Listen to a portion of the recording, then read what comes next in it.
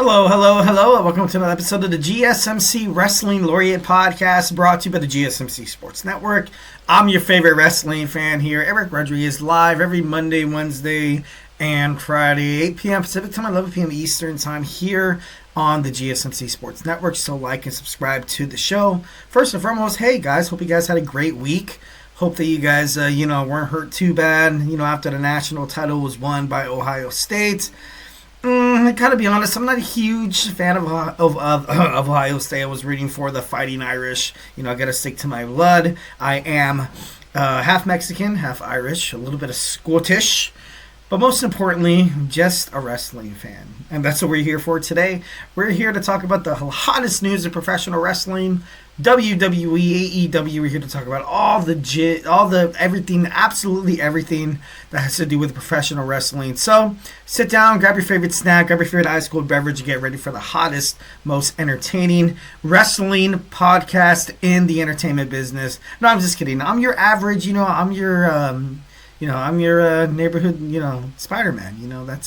That's me. That's this little podcast. We're the little guy. The GSMC Sports Network is the little guy. Make sure you guys, share. Make sure you guys tell your friends about one of the hottest, sports network coming up in this conglomerate in terms of sports entertainment. So without further ado, let's talk about the wrestling show. Today in our first segment, we're going to talk about some WWE Monday Night Raw. We got WWE NXT recap. We're also going to talk about Logan Paul calling out Conor McGregor, the famous UFC fighter, former champion. We're also going to talk about, ever since this new partnership between TNA and WWE NXT, I thought it'd be fun to kind of have this, have a nice little, like a Survivor Series, like a head-to-head kind of battle. So I devised. I'm just kidding. No, that sounded weird. We're going to talk about a couple matches. We're going to talk about a match card. If they ever did have like a Survivor Series like pay-per-view. And of course, every Wednesday we do this. I give you my Wednesday's wrestling news roundup. We talk about all the hottest news, all the hottest breaking news in terms of the world of professional wrestling. We're going to get on into it. But first, of course, we always have to talk about we're going to talk about the Super Chat. Hit up the Super Chat if you got a burning question or hot take in terms of the world of professional wrestling here at the GSMC Sports Network. We want you guys to know that you can get anything off your chest, absolutely 1,010%. Whether you've been dying to get something, we are all ears here at the GSMC Sports Network. We want you guys to feel like you guys can tell us absolutely anything. Don't be shy, drop your thoughts inside that chat. And if you really want to make sure your comment, question, or concern gets noticed on the show, why not hit that $, which guarantees anything you put inside that little chat box, it's going to be featured and talked about on this show 1,010%. So don't be shy, drop your thoughts inside that chat. We are super grateful for each and every one of you guys who joins us here daily on the GSMC Sports Network. So grab your favorite snack, grab your favorite ice cold beverage, go ahead and sink on into your chair there. And let's go ahead and get this party started. Send in those super chats, those super stickers, because you guys are super awesome. And together we will make sure this podcast is bigger, better, and stronger than ever. Once again, if the super chat not your thing, it's all good in the neighborhood. Just make sure you guys hit up that tips and donations link. Tell me what you like, tell me what you don't like. Just remember to Superman punch that like and subscribe button to the show. Follow the show, follow the network here at the GSMC Sports Network. We do love a lot of peace, love, and positivity 1,010%. But in terms of talking sports, it's inevitable. There's going to be some disagreements. There's going to be some criticisms, and it's all good. It's already ready. It's already water under the bridge. We do not hold any hostility toward any hot takes in terms of the world of professional wrestling. Just let it happen. Make it like Nike and just do it. So you guys make sure you guys Superman punch that like and subscribe button to the show. All right, without further ado, we're going to go ahead and talk about our first segment. We got WWE Monday Night Raw review. Overall, it was pretty good over in the Dallas Mavericks American Airlines Center in Dallas, Texas, of course. You saw the pre-show arrivals. I like it. I do like the pre-show arrivals in terms of WWE. It kind of gives you this overall like a sports setting, like the NFL does it. I don't think Major League Baseball does it. I know NBA does it as well, where you see these guys, they come in with their fancy suits. They have their nice little, tote bags or their, their gym bags or whatever.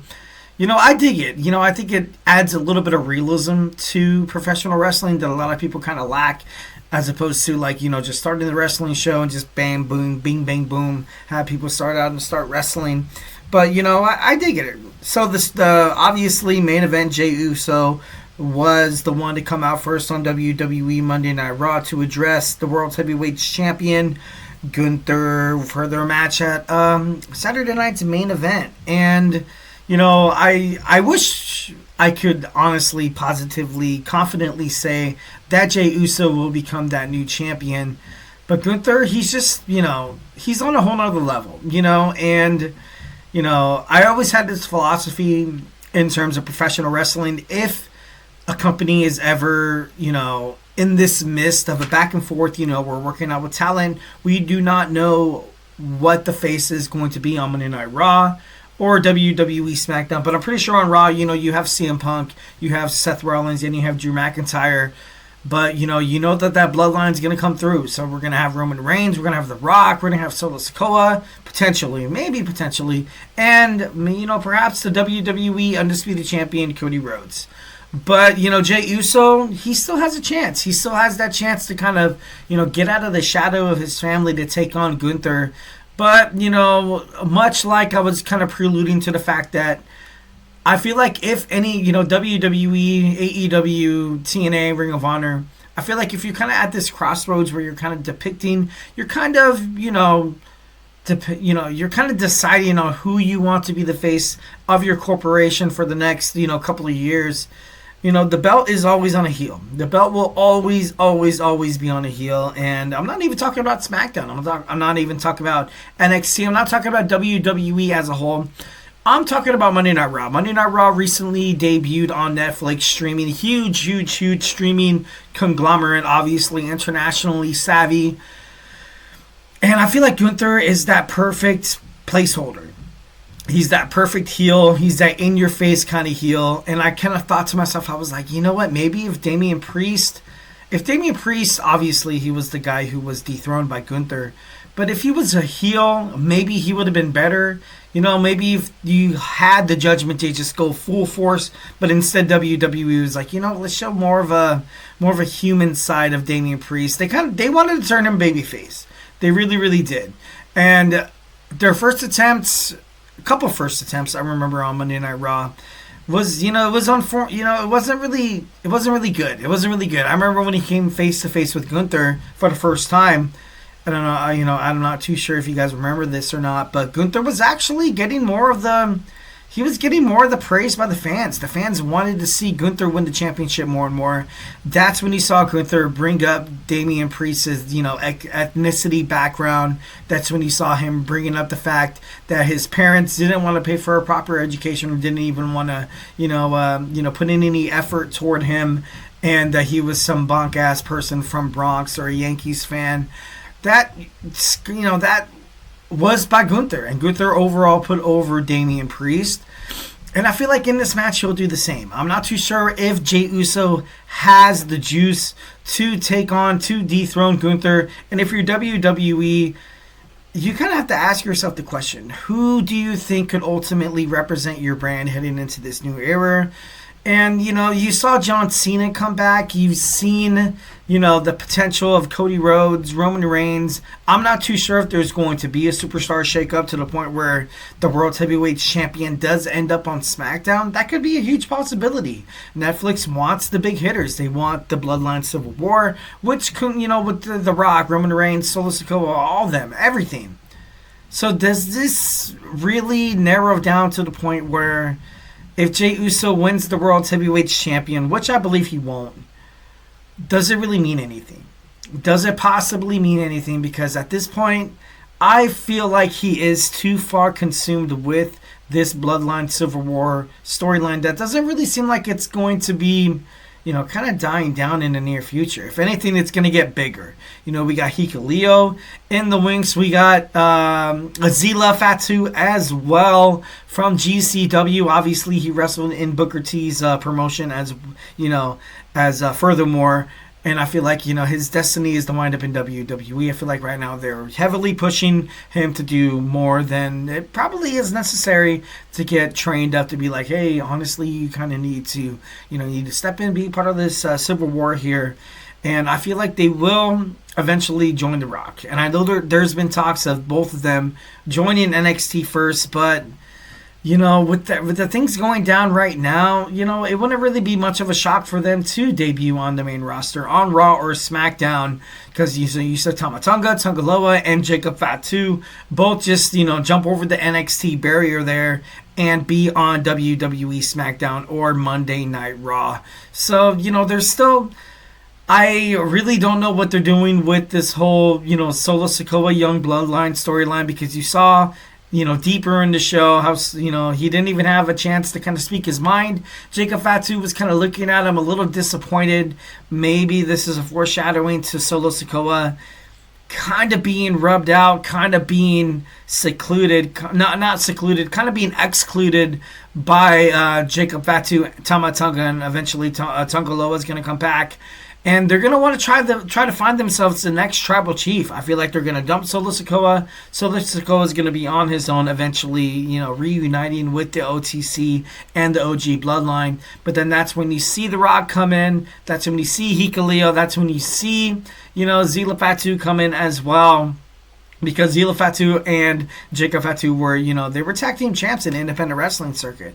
They were. So they have huge chemistry together. There's no doubt in my mind that we're probably going to get that in the future, which I kind of hope. But, we're going to see that false prophet. It's like that biblical story, where Roman Reigns is the one true prince. The Rock is that, that heavy tyrant in the Bible, just, wanting to take over that throne. And then you see that, you see that poor little Solo Sikoa, trying to fulfill someone else's destiny. Once when Roman was out, and be like, what, to be honest, I was just trying to be somebody.